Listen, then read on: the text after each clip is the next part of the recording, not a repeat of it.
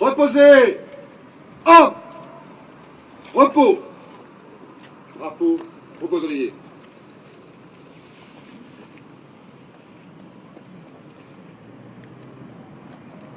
On l'ensemble. À vous.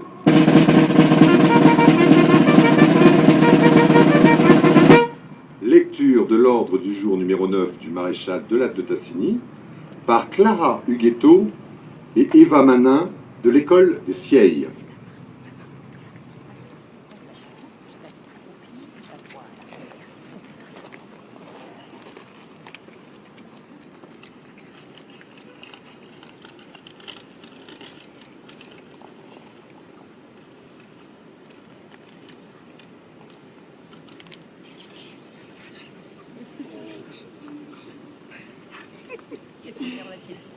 Ordre du jour numéro 9. Officiers, sous-officiers, caporaux et soldats de la première armée française.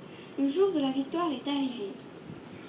À Berlin, j'ai la fierté de signer au nom de la France, en votre nom, l'acte solennel de la capitulation de l'Allemagne. Digne de la confiance de notre chef suprême, le général de Gaulle, libérateur de notre pays, vous avez par vos efforts, votre ferveur, votre héroïsme, rendu à la patrie son rang et sa grandeur. Fraternellement unis aux soldats de la résistance, côte à côte avec nos camarades alliés, vous avez taillé en pièces l'ennemi partout où vous l'avez rencontré. Vos drapeaux flottent au cœur de l'Allemagne. Vos victoires marquent les étapes de la résurrection française.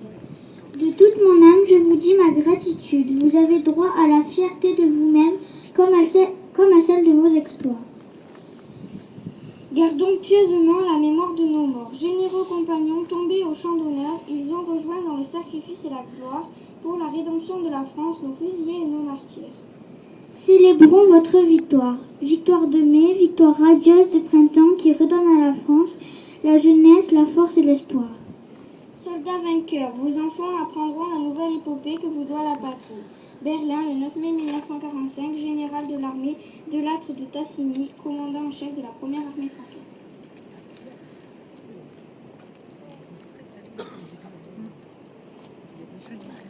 Lecture du manifeste de l'Union française des anciens combattants par Madame Chélépine André.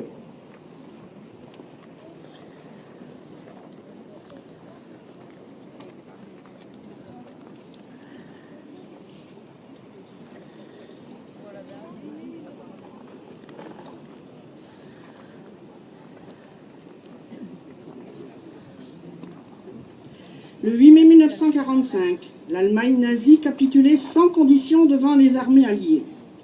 Le fascisme hitlérien qui conduisit les peuples européens au désastre était vaincu.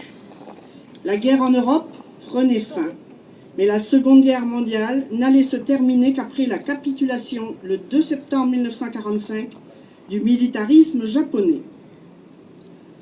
En ce jour anniversaire, rendons hommage aux innombrables victimes civiles et militaires des combats meurtriers, des bombardements aériens, de la captivité, de l'internement, de la déportation, des exécutions, des exterminations et des génocides.